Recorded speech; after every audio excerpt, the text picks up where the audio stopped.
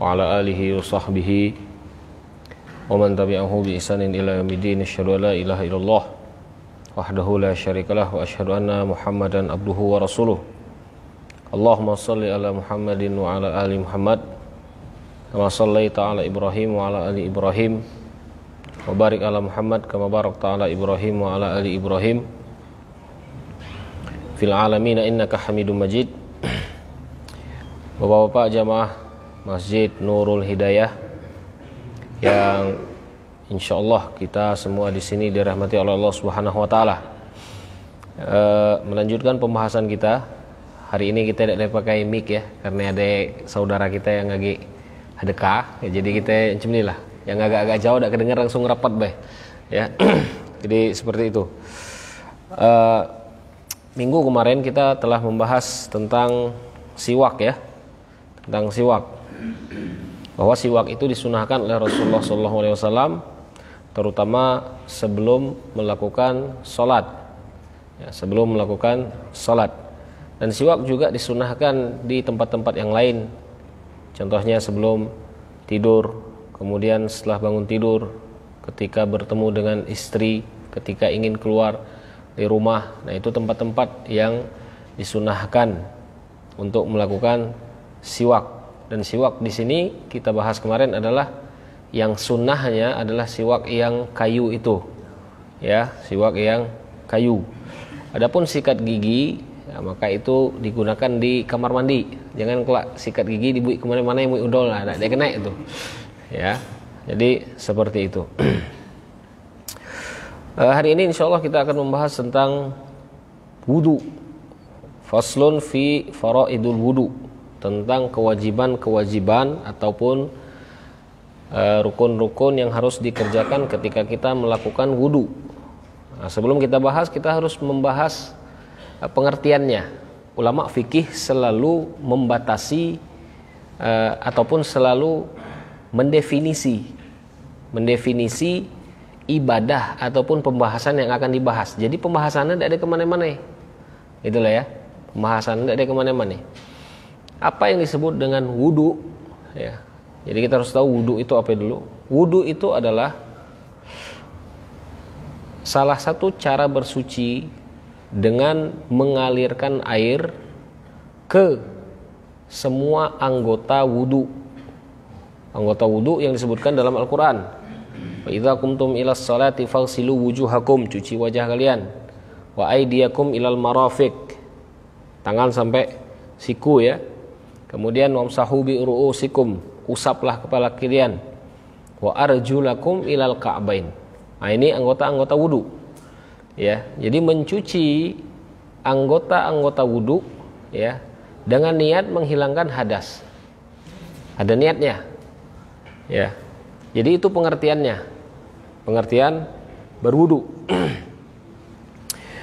Hukum berwudu. Hukum berwudu. Kalau kita tanya, hukum berwudu itu apa kira-kira? Wajib, sunnah? Wajib. Wajib ketika ingin melakukan sholat. Ya.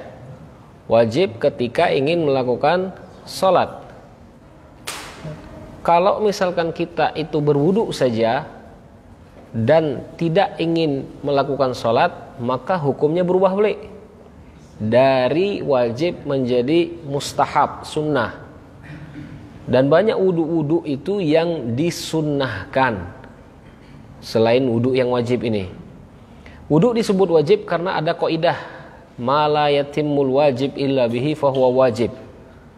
Kalau kita ingin melakukan sesuatu yang wajib, tanpa itu tidak sah sesuatu yang wajib itu, maka wajib juga kita kerjakan. Itu ya. Nah, kalau wudu itu wajib, berarti mencari air wajib. Apa boleh ya? Jangan kelak ketika tidak ada air, alalah tidak usah wudu.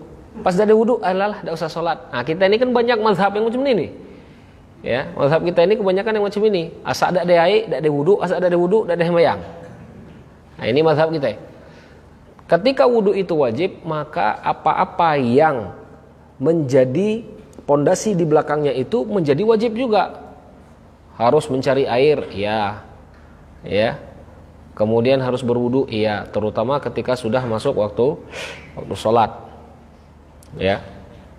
Jadi hukum wudu wajib ketika ingin melakukan salat, dan sunnah di tempat-tempat yang lain yang insya Allah nanti kita bahas.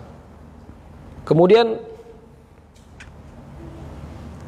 kewajiban pertama ketika kita harus berwudu, rukun pertama adalah niat. Kembali lagi niat. Kemarin kita sudah bahas di awal ya, niat. Maka semua ibadah itu harus diawali dengan niat. Ya, diawali dengan niat. Dan kita bahas kemarin niat itu di dalam hati. Adapun ingin menyebutkannya tidak masalah. Nak nyebut pakai bahasa Indonesia ada PP, nak nyebut pakai bahasa Arab ada PP. Tapi takut bahasa Arab salah terjemah boleh ya. Paham tak maksud aku? Contoh, ini real loh. Apa niat wudu biasa ya? Nawaitul wudu'a li raf'il hadasi al-asghari. Fardon kan? Fardon itu wajib. Kalau kita gunakan niat ini untuk wudu sebelum tidur, halal boleh ya? Paham tak maksud aku? Karena wajib ini. Dan kita tidak tahu bahasa Arab. Cuman kita belajar ini niat wudu. Kita tidak diajar artinya apa ya? Gitu ya. Maka kataku tadi, niat itu di dalam hati. Kalaupun ingin disebutkan, gawailah, silahkan. Ya, kalaupun ingin disebutkan, silahkan. Ya. Jadi yang pertama adalah niat. Kalau kita mencuci anggota wudu, niat lupa, di tengah jalan baru kita niat. Ya, contohnya misalkan badan panas, cuaca panas, misalkan ya, kita nyuci muka uge, kita nyuci tangan uge, ya, tapi tidak ada niat wudu di dalam. Hanya niat itu untuk tabarrud. Tabarrud itu artinya mendinginkan diri. Hanya untuk supaya rasanya dingin. Ya. Maka dak kena wudu. Paham ya? Wudunya itu dak ada dapat. Hanya dapat ngendingen bae. Tapi kalau kita itu niatnya mendinginkan, tapi di dalam tuh ngeniat wudu. Di awalnya itu sudah niat wudu, tapi selain niat wudu, niatnya untuk mendinginkan badan. Maka mendinginkan badan dapat, wudu pun dapat. Gitu loh. Ya. Itu niat. Maka niat itu harus di awal. Ya. Niat itu harus di awal. Ya.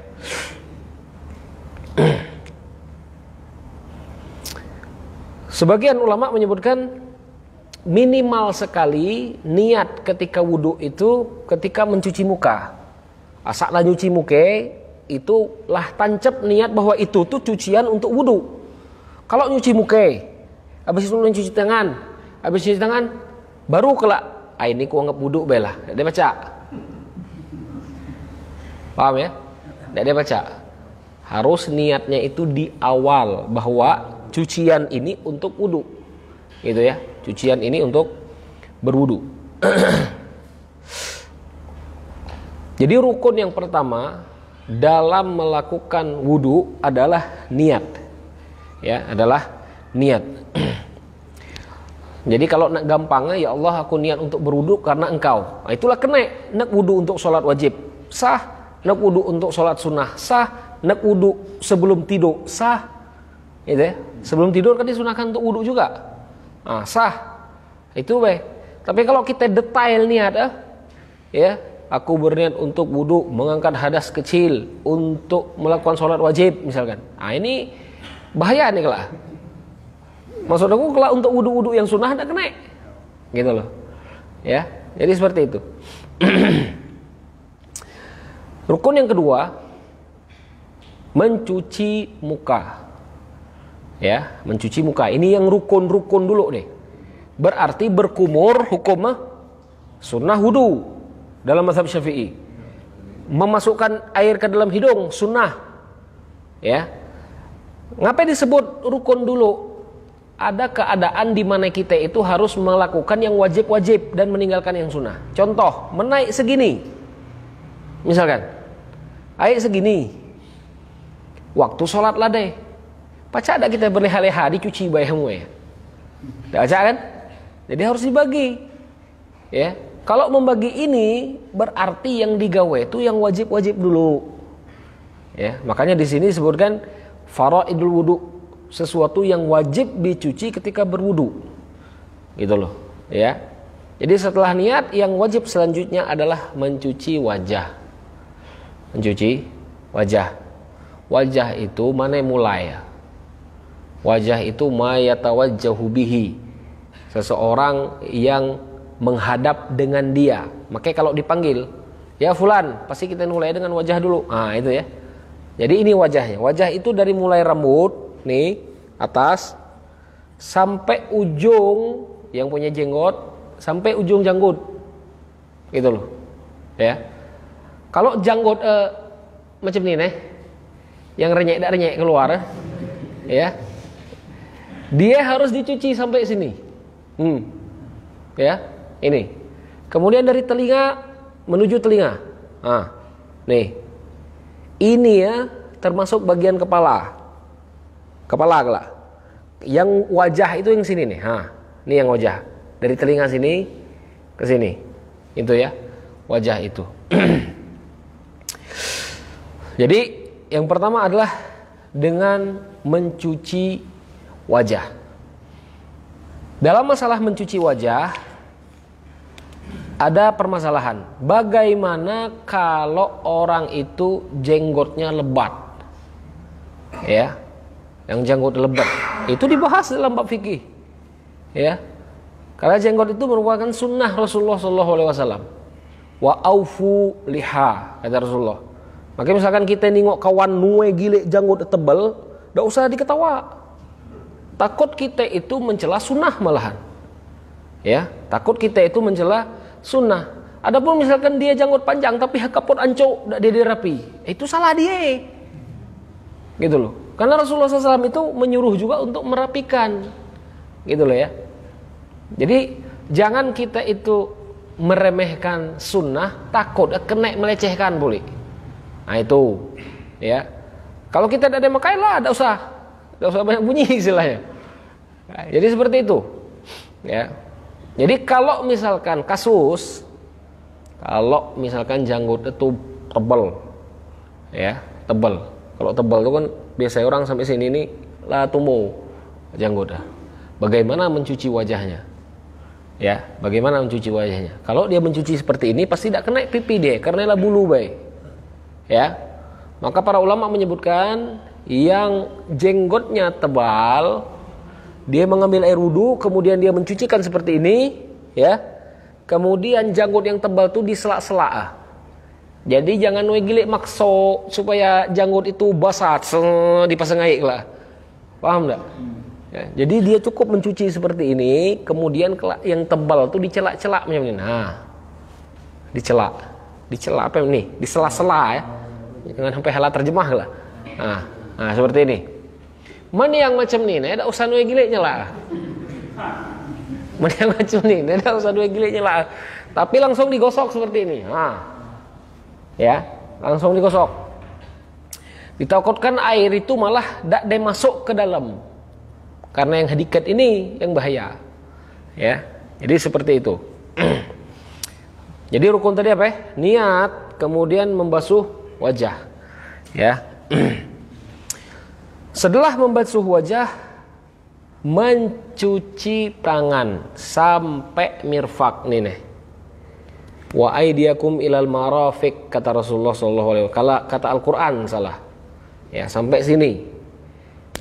Jadi sampai sini naga. Kalau tidak ada sampai sini, tidak ada pas, tidak ada sah wudu. Maka hati-hati. Ya. Hati-hati. Jangan kalau wudu hanya sampai nih. Gini banyak-banyak basing-basing wudu. Ya. Jadi harus yakin bahwa air itu sampai sini ya. Sampai sini, yakin. Air itu betul-betul nyampe.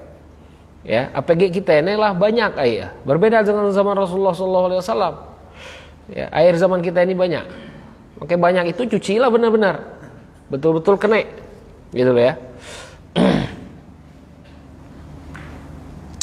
Kemudian mengusap kepala. Disebut mengusap bukan mencuci ya. Disebut mengusap. Kalau mengusap itu berarti sisa-sisa air yang ada di dalam tangan. Kalau mencuci berarti dia hamai nyuci muka. Gap, basah tuh. Paham enggak? Itu bedanya mengusap dengan mencuci. Ya. Kalau mengusap sisa air yang di tangan, sisa air yang di tangan ya. Kita usap kepala. Kita usap kepala. Kalau mencuci, dia ambil air, langsung masuk kepala. Nah, ini wuduk berik-berik kelak. Ya, wuduk berik-berik kelak. Itu. Ya. Jadi kepala itu diusap, bukan dicuci. Betul ya? Kepala itu diusap. Walau ala sya'ratin wahidatin li'annal ba' yaqtadi at-tab'id. Dalam mazhab Imam Syafi'i ini,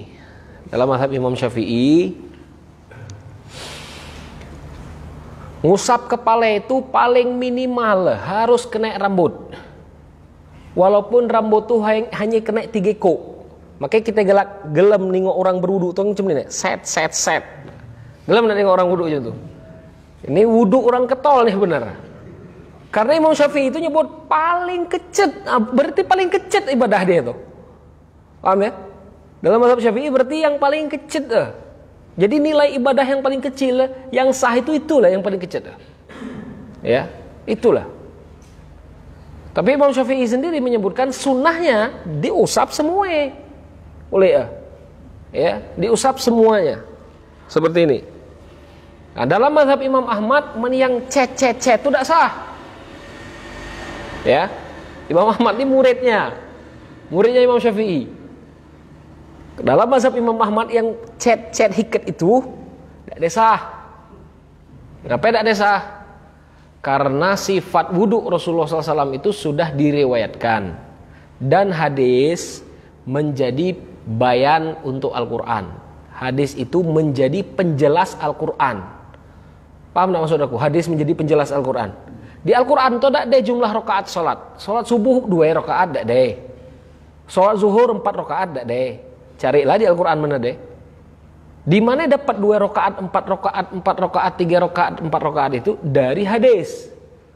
Makanya kalau ada golongan misalkan nyebut kami tidak ada percaya hadis. Inilah rel belah kilik nih. Lah beda rel kita. Ya. Karena orang tuh kami hanya percaya dengan Al-Quran. Al-Quran itu tidak ada rakaat salat, berarti kami rakaat 2 we. 2 rakaat tidak ada di dalam Al-Quran itu. Ya. Nah, maka dalam mazhab Imam Ahmad dikarenakan cara wudhu Rasulullah itu sudah diriwayatkan, hadis pun banyak di Bukhari Muslim ada sifat hadis, sifat wudhu Rasulullah SAW itu. Sifat wudhu Rasulullah SAW itu mengusap kepala min muqaddim ar-ra's. Muqaddim ra's itu nih awal kepala. Ya, kalau ini ya termasuk wajah, berarti ke atas lah masuk kepala, gitu ya. Wajah itu kan awalnya dari atas ke bawah. Kalau kepala dari sini ke atas, ya, itu kepala. Maka dalam mazhab Imam Ahmad ngusap kepala itu macam mana? Macam nih. Nih, ke belakang. Kemudian ke depan boleh. Udah ke depan, nih masuk ke telinga.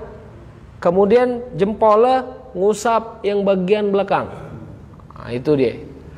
Minimal seperti ini mengusap kepala dalam mazhab Imam Ahmad. Dalam mazhab Imam Syafi'i ini sunnah. Ngusap kepala macam ini sunnah dalam mazhab Imam Syafi'i. Tak ada sampai derajat wajib. Paham tak maksud aku? Paham ya? Dalam mazhab Imam Syafi'i tidak sampai derajat wajib. Gitu loh. Yang wajib dalam mazhab Syafi'i yang tadi itu. Nah, yang hikat tadi minimalnya itu yang wajib. Itu yang wajibnya. Tapi Allah alam ya, kalau aku sendiri wudu ngusap yang semua. Kalau aku pribadi, ngusap yang semua, ngambil aman. Karena dalam mazhab Syafi'i itu sunnah. Dalam mazhab Imam Ahmad yang bercet hikat-hikat ini tidak ada sah boleh ya. Ya, tidak ada sah. Ya, jadi seperti itu. Itu mengusap kepala. Ya. Kemudian setelah mengusap kepala, mencuci kaki sampai mata kaki. Ya, nyuci kaki sampai mata kaki, wajib. Kalau tak kena mata kaki ya, ada ancaman neraka. Ancaman Rasulullah SAW itu wailul lil aqabi minan nar. Rasulullah ada nengok orang wudu main. Wudu main-main. Wudu main salah. Wudu main-main. Ya. Dia nengok Rasulullah SAW nih. Kaki tidak dicuci mata kaki ya. Mata kaki tidak dicuci. Basing-basing cuci deh. Yang penting kena bae. Kita nengok break-break malas segala macam itulah. Ya. Makanya kalau di pondok pesantren tuh biasanya nengok break-break macam itu langsung kena hukum. Ngedidik bener-bener wudu tuh. Ya. Dididik bener-bener. Macam mana wudu tuh yang sahih. Maka ketika itu Rasulullah SAW nengok orang laki wudunya basing-basing. Sehingga kaki itu tidak kena cuci habis. Mata kaki tidak kena. Rasulullah langsung nyurak. Berteriak maksudnya. Wailul lil aqabi minan nar kata Rasulullah. Celakalah orang yang tidak mencuci mata kakinya ketika wudu. Hiketnya, tidak kena diket. Tapi ancamannya neraka. Gitu ya. Ancamannya neraka. Jadi mencuci kaki itu harus kena ke mata kaki.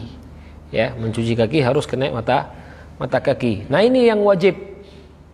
Kemudian yang wajib juga setelahnya adalah tartib, berurutan. Tidak pacak nyuci kaki dulu, baru nyuci muka. Tidak pacak nyuci tangan dulu, baru nyuci muka. Harus tartib dari atas ke bawah. Ya, dari atas ke bawah. Jadi ini wajib wudu. Yang wajibnya. Nah sekarang sunnah berwudu. Setelah wajib sunnah. Dalam mazhab Imam Syafi'i. Ya. Wasunanuhu asyaratu asya. Ada 10 macam. Sunnahnya ada 10 macam. Yang pertama at-tasmiyah. Tasmiyah itu bismillah. Ya, bismillah. Imam Bukhari menyebutkan bismillah ini sunnah di setiap semua pekerjaan. Sebelum tidur bismillah tidak masalah. Sebelum membaca Al-Quran bismillah tidak masalah. Bahkan Imam Bukhari itu nyebut sebelum mendatangi istri bismillah gue. Jangan gak lupa bismillah sebelum mendatangi istri lah buram menengok. Ya, lupa bismillah. Ataupun sebelum menghidap makanan. Bismillah. Rasulullah SAW. Ya. Bahkan di beberapa tempat Allah itu tegaskan, agak ada ancaman maksud aku dalam beberapa hadis. Contoh makan. Ya. Orang yang makan tidak menggunakan bismillah, maka syaitan pun ikut makan di makanan dia. Berarti agak apa namanya? Agak keras ancamannya. Makanan kita itu juga dimakan oleh setan. Agak keras nih ancamannya. Ya. Berwudu juga seperti itu. Dalam mazhab Imam Syafi'i sunnah, dalam mazhab Imam Ahmad wajib bismillah ini. Bismillah ketika berwudu itu. Ya. Kenapa mazhab Imam Ahmad wajib? Karena dalam hadis Rasulullah pernah menyebutkan, ya, barang siapa yang tidak menyebut nama Allah dalam wudunya, maka tidak ada wudu baginya. Nah, itu ada hadis, ya, ada hadisnya. Dalil Imam Ahmad. Dalam Imam Ahmad kalau tidak ada bismillah sah ada wudu, sah, tapi berdosa. Ya. Ada sesuatu yang ditinggalkan sengaja tetap sholatnya sah tapi berdosa. Sama dengan kita sholat. Kita sholat di ujung-ujung waktu sholat, sah dah sholat dah. Sah sholat dah. Berdosa, oke. Daripada berdosa Allah tidak usah yang double kuadrat dosa. Paham ya? Jadi apa namanya? Bukan berarti ketika ditinggalkan itu harus batal. Tidak, tetap sah wudunya, tapi dosa pun ngikut di belakang. Nah ini pendapatnya Imam Ahmad. Tapi kalau pendapatnya mazhab Imam Syafi'i, bismillah itu sunnah baik. Tidak ada pakai bismillah, tidak apa-apa. Tidak berdosa. Ya, itu mazhabnya Imam Asy-Syafi'i. Kemudian ghuslu al-kaffain qabla idkhalihima fil ina. Mencuci kedua tangan ini, nyuci telapak tangan, ya, sebelum memulai wudu. untuk mereka yang wudu di dalam ember yang air tidak ada mengalir. Yang air mengalir, pas dia ngambil air pasti langsung kecuci kan tangannya. Setelah itu langsung jatuh kan. Kalau airnya tidak ada mengalir, air itu yang menetap, sunnahnya itu ngambil dulu, cuci tangan di luar.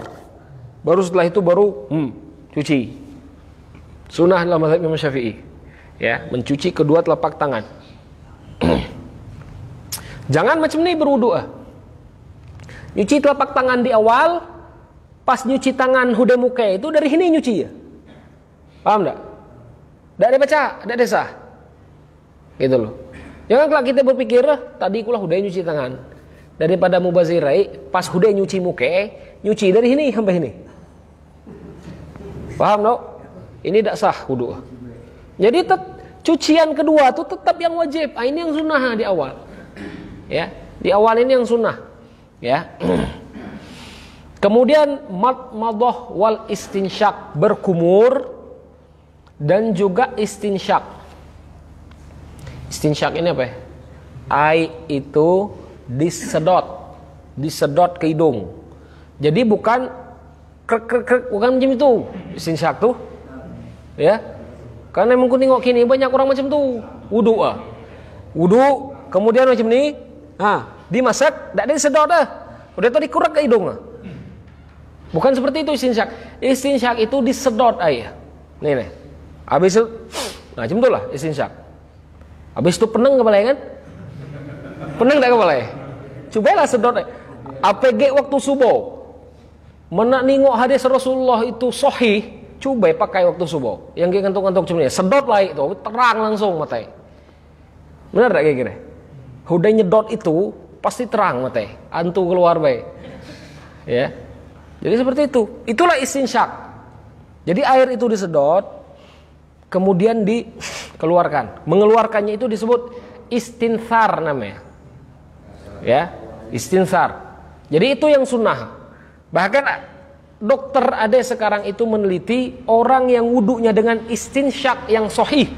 Istinsyak itu benar, dia itu akan mudah tak ada kena penyakit apa yang di sini nah? Apa? Bukan jerawat, wah. Apa namanya? Sinus ya? Yang mampet di sini nih, yang lendir di dalam ini nih. Sinus ya? Sinus ya? Sinus. Ya, sinus. Jadi sering-sering lah nyedot itu. Jadi disedot, kemudian di apa namanya? Dihebu balik. Ya, bukan jerawat, menjerawat. Ya. Macam mana ini hidung dijerawat. Jadi seperti itu. Ya, ini sunnah hukumnya. Ini sunnah hukum. Berbeda pula dengan mazhab Imam Ahmad. Imam Ahmad nyebut wajib. Inilah kadang-kadang Imam Syafi'i dengan Imam Ahmad bedanya di sini. Ya, Imam Ahmad nyebut berkumur, kemudian apa namanya istinsyak tadi, masak air ke hidung itu tadi hukum wajib. Kalau tidak dipakai, wudu sah tapi berdosa. Ya. Kenapa Imam Ahmad nyebut wajib? Karena di semua hadis ketika Rasulullah berwudu ada berkumur dan istinsyak. Itu baik dalil Imam Ahmad itu. Ya. Hujahnya itu, alasannya itu. Gitu loh. Jadi jangan kalau kita nengok pendapat Ahmad wajib, kita nuwe keras pendapat ini. Tidak. Kita tengok dulu dalilnya. Gitu ya. Kita tengok dulu apa alasan yang menyebutkan dia itu wajib. Nah, Imam Syafi'i menyebutkan itu sunnah. Kenapa? Karena dalam Al-Quran yang disebutkan hanya 5 tadi. Nyuci anggota yang 5. Hadis itu tadi menjelaskannya. Penjelasan Rasulullah SAW itu disebut dengan sunnah. Nah, inilah sebab perbedaan ulama-ulama kita ini. Ya. Terus wayam sahul udzunain. Dalam mazhab Imam Syafi'i sama. Telinga diambil dengan air yang baru. Telinga diambil dengan air yang baru. Sebelum telinga salah. Dalam mazhab Imam Syafi'i juga mengusap kepala semuanya. Kayak ketika tadi ya. Dalam mazhab Imam Ahmad wajib, dalam mazhab Imam Syafi'i sunnah. Ngusap kepala semuanya macam ni. Sunnah dalam mazhab Imam Syafi'i. Ya. Setelah mengusap kepala semuanya, memasukkan Nih, ketika tadi itu. Ini sunnah dalam mazhab Imam Syafi'i. Dengan mengambil air yang baru. Air baru yang diambil. Air yang bekas kepala jangan dipakai lagi. Karena menjadi air mustakmal. Lah udah kita bahas. Lah kan? Syafi'i ketat dalam masalah air mustakmal. Kalau air itulah udah dipakai, jangan dipakai lagi untuk yang lain. Nah ini dia. Ya, makanya diambil yang baru. Air untuk telinga itu baru kemudian diusap. Beda boleh dengan mazhab Imam Ahmad. Dalam mazhab Imam Ahmad, ngusap kepala plus ngusap telinga. Boleh ya. Beda di sini hiket beda kan? Hiket beda. Ya. Jadi tidak ada banyak perbedaan guru dengan murid ini, ya. Jadi seperti itu. Kemudian takhlilul lihyah al-kathah. Tadi kataku sunnah juga dalam mazhab Syafi'i. Apa namanya? Ini nih yang tebal, digusok-gusok macam ini. Nah, itu. Kemudian termasuk sunnah juga adalah nih, nyelak-nyelak tangan ketika mencuci tangan ini. Dicelak-celak macam ini nih. Ya, kemudian taqdimul yumna 'alal yusra, mengedepankan yang kanan dulu baru yang kiri. Ya. Ini sunnah. Tapi kadang-kadang di beberapa perkara menjadi wajib hukum. Menggunakan yang kanan ini kadang-kadang di beberapa bab wajib. Contoh makan. Makan dengan tangan kanan itu wajib. Ya. Kebanyakan kita ini ngeremehkan makan dengan tangan kanan. Di zaman Rasulullah SAW itu ada seorang laki-laki makan pakai tangan kiri. Ya, makan pakai tangan kiri. Kemudian Rasulullah nyebut, makan pakai tangan kanan. Kata Rasulullah, hakali mada. Mada hakali, dak paca ya Rasulullah. 2 kali Rasulullah mada, makan pakai tangan kanan kata Rasulullah. 2 kali mada. 2 kali dia nyebut dak paca oke. Ketiga ya, Rasulullah nyebut makan pakai tangan kanan. Ketiga kali dia boleh nyebut dak paca ya Rasulullah. Keempat kali ya Rasulullah nyebut dak paca sama sekali katanya. Kata Rasulullah, lantas tati, kamu tidak akan pernah bisa makan dengan tangan kanan. Udah to langsung jatuh tangannya. Langsung jatuh. Langsung kena lumpuh. Hadis ini diriwayatkan oleh Imam Bukhari. Ya. Ini harus pakai iman nih. Tidak dibaca kita mendak beriman. Benar pedak Rasulullah. Inilah mulai guru. Oh, benar asal benar pedak nih haroku nek ngejelasin macam mana. Ya. Jadi kadang-kadang di beberapa tempat menggunakan tangan kanan itu wajib. Makan pakai tangan kanan wajib, jangan diremehkan. Kadang-kadang kawan-kawan kita yang ngerukok-rukok di kanan, pempek di kiri. Sesuai nih. Ya. Wow. Ini ngisep asap pakai tangan kanan, ngisep pempek pakai tangan kiri. Tidak sesuai. Ya. Jadi harus menggunakan tangan yang kanan. Ya. Karena Allah itu menjadikan yang kiri itu untuk setan.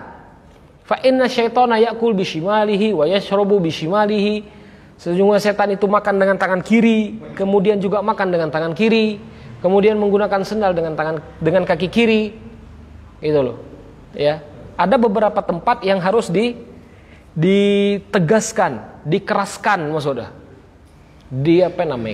Diketatkan harus menggunakan tangan kanan. Macam mana men kita nengok anak kita itu kuat di kiri, dilatih pakai tangan kanan. Menendang bal kaki kiri tidak masalah. Oh, ya. Wing kiri, nendang kiri ada masalah misalkan. Kalau main bal, tapi kalau makan tidak dibaca. Ya, kalau makan tidak dibaca. Dipaksa pakai tangan kanan. Janganlah kita menganggap oh dia ini kidal dia ini. Tidak baca masalah kanan. Masalah makan tidak baca, harus dilatih. Bahkan ku ada guru dulu, dia itu nulis kiri. Setelah dapat hadis ini, makso nulis tangan kanan. Jadi nulis kiri kanan dah tuh.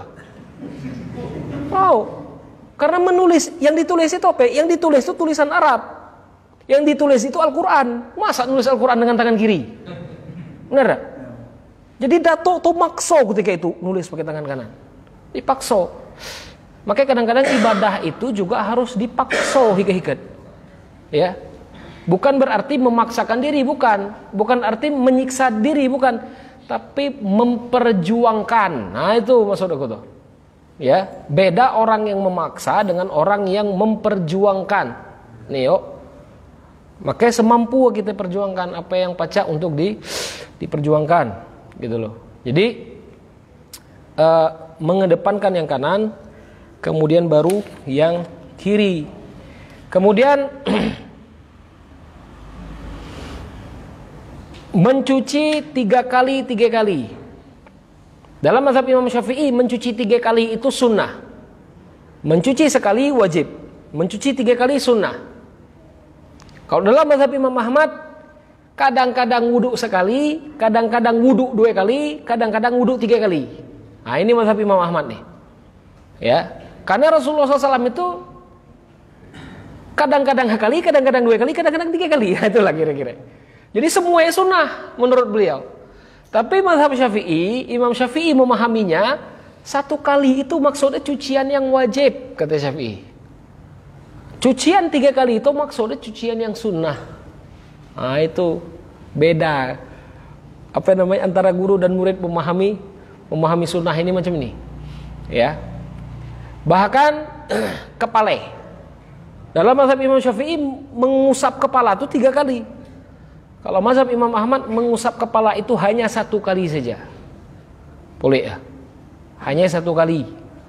Karena hadis-hadis yang menyebutkan Rasulullah SAW itu cuma mengusap kepalanya 1 kali. Gitu loh. Ya. Kemudian yang terakhir adalah mualah. Mualah itu bersambung. Udah nyuci muka langsung nyuci tangan. Udah nyuci tangan langsung ngusap kepala. Gitu loh, berkelanjutan. Jangan dipotong dengan gosip. Nyuci muka.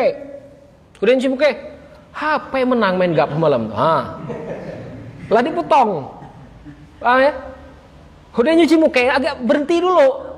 Berhenti dulu. Ya. Bahkan sebagian ulama itu menyebutkan kalau pisah tuh jauh, sengaja memang misah tuh jauh, udah nyuci muka, bagi solame, udah bagi solame kelak. Oh, baru nyuci tangan boleh. Ya. Ini pacak batal ini. Ya, pacak batal. Kecuali dalam beberapa keadaan. Apa contoh keadaannya?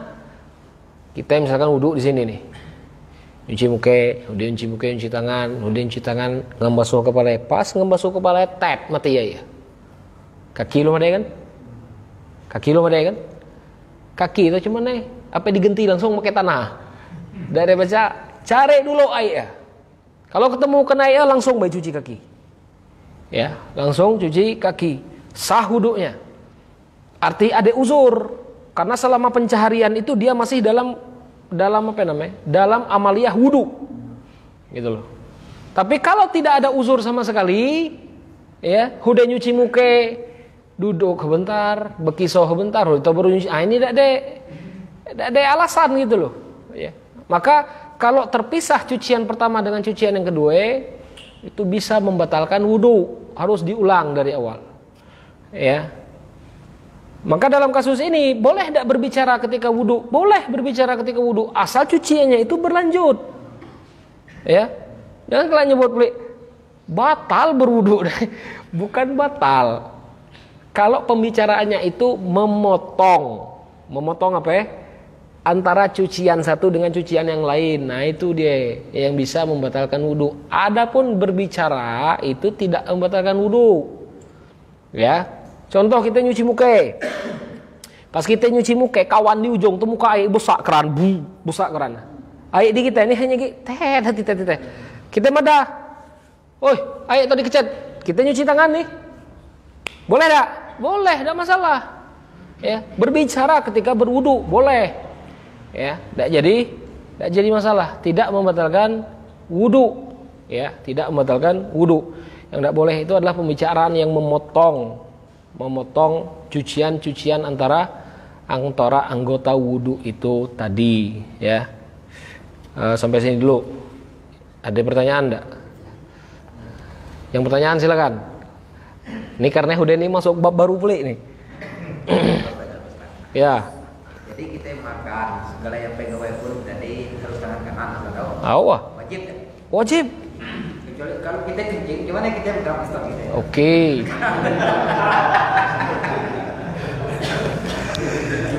Kecuali kencing. Kita udah nih ngebahas bab kencing, udah nih. Ya. Habis ini kita membahas bab kencing. Kecuali kencing. Kalau kencing harus dengan cebokannya itu harus dengan tangan kiri. Ya. Cebok itu harus dengan tangan kiri. Makanya nyebok ini pun besar dalam Islam. Orang yang tidak bercibok itu kena azab kubur. Nah, orang yang tidak bercibok kena azab kubur. Nyeboknya pun harus dengan tangan kiri. Jangan dengan tangan kanan. Kebalikannya. Ya. Menggapis tangan kita. Tidak masalah, harus pakai tangan kiri. Ya. Dengan tangan kiri. Muka tangan kanan tidak masalah. Oh, muka itu tidak masalah pakai tangan kanan. Pas miganget dengan tangan kiri. Ya, dengan tangan kiri. Ada yang lain?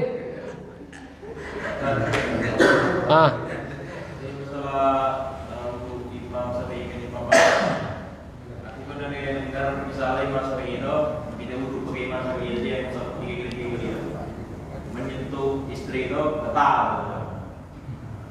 Tapi kita pakai cuma itu batal. Apa kayak Muhammad batal gitu. Kita belum ada masuk dengan pembatal wudu, tapi gue bocor lagi. Ya, pembatal wudu di belakangnya kelak sebenarnya. Ya, pembatal wudu.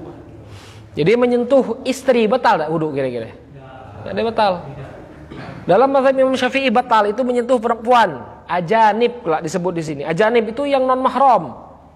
Cewek yang tidak ada mahram kita memang jangan disentuh. Kesetrum menyentuh cewek yang bukan mahram toh. Ya. Jadi macam tuh.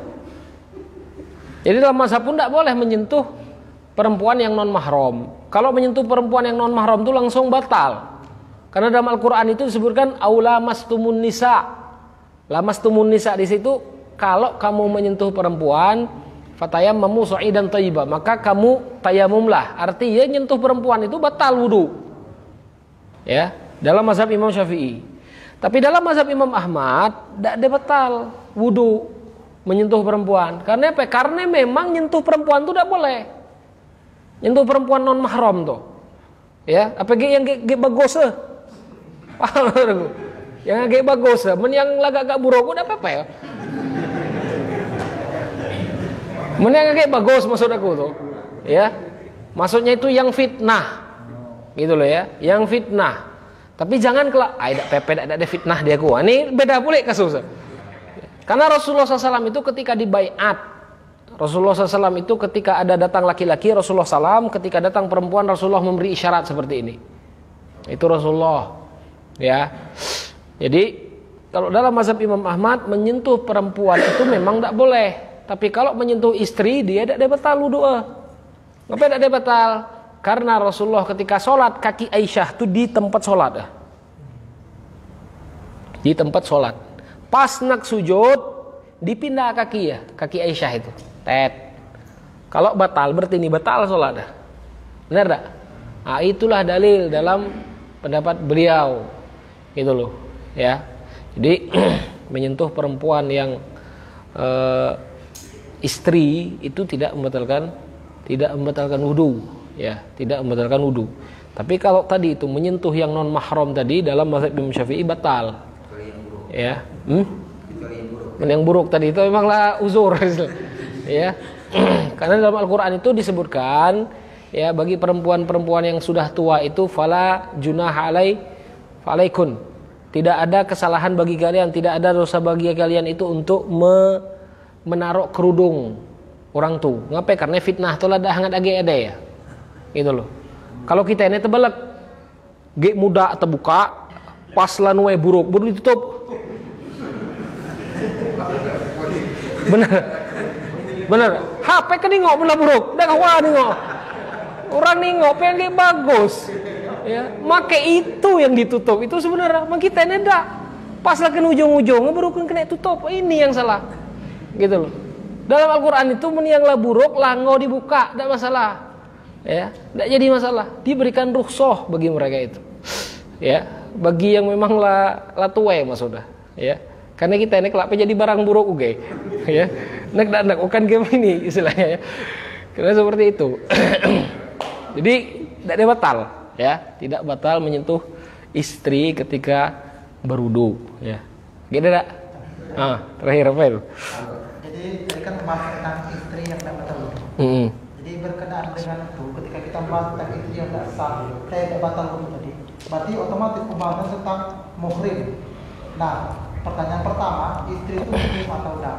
Nah, sedangkan ketika kita menikah, saya terima nikah dan kawinnya si Fulan binti si Fulan dengan mas kawin sekian, itu menjadi sah sebagai suami istri. Kata-katanya sah sebagai suami istri. Sedangkan dalam pengertian muhrim itu adalah orang-orang yang diharamkan menikah. Nah, ketika seorang ayah dengan anak perempuannya, itu pengertian muhrim, itu definisi muhrim.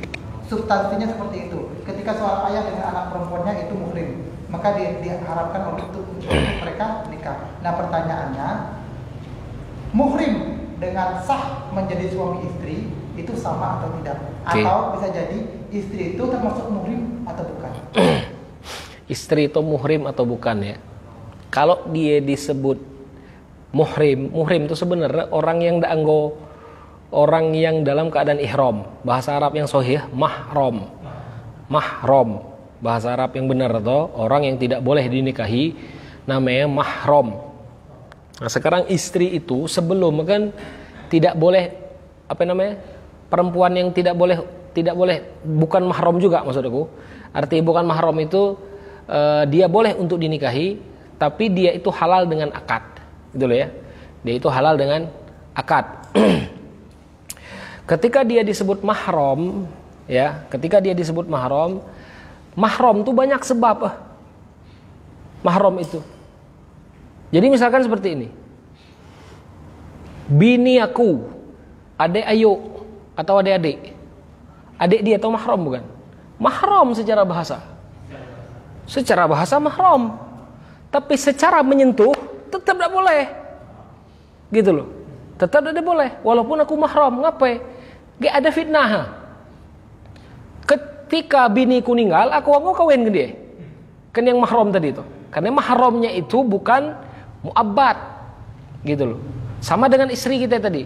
Istri ketika dia sudah sudah jadi istri kita, maka istri kita itu langsung otomatis disebut mahram. Karena tidak pacak age dikawinkan 2 kali bini kita itu. Benar? Langsung otomatis disebut mahram. Mahram yang tidak boleh untuk dinikahi. Artinya ketika sudah dijadikan istri tidak mungkin lagi dikawinkan bini itu, ya, maka disebut dengan mahram, ya. Jadi sama ada istri dengan mahram yang lain, ia tetap mahram dia, ya, tetap disebut mahram. Ini yang juga menjadi perdebatan, ya, apakah nanti kelak Aisyah itu termasuk ahlul bait atau bukan? Itu kelak. Karena Aisyah itu menikah dengan Rasulullah SAW. Benar tak? Sebagian orang Syiah nyebut Aisyah itu bukan ahlul bait. Ahlul bait itu yang keturunan Fatimah dengan Ali saja. Boleh, ya. Jadi hubungan pernikahan itu menyebabkan seseorang itu mahram dengan yang lainnya. Gitu loh. Tapi mahramnya itu nanti apakah mahramnya itu mu'abbad, apakah mahram itu mu'aqqad. Mu'abbad itu maksudnya yang dak anggo selama-lamanya. Mu'aqqad itu berarti yang waktu terbatas. Macam tadi, kalau aku misalkan nikah dengan istriku, aku tidak boleh menikahi adik dia, ya, tidak boleh menikahi adik dia, kecuali istri itu meninggal atau kecuali aku talak deh. Artinya mahramnya mu'aqqad, mahramnya mu'aqqad, tetapi tetap fitnah itu ada. Maka Rasulullah SAW itu menyebutkan ipar itu maut, kata Rasulullah. Paham enggak? Ipar itu maut. Apa maksudnya? Tetap ada fitnah. Ya, tetap ada fitnahnya. Nah, kita ini yang nak menjauhi fitnah itu tadi. Ya, nak menjauhi fitnah itu tadi. Maka para ulama menyebutkan menyentuh perempuan itu tidak ada diperbolehkan. Ya, jadi seperti itu, ya. Insyaallah sampai sini, ya. Gede dah. Gede, ya. Gede cukup, ya.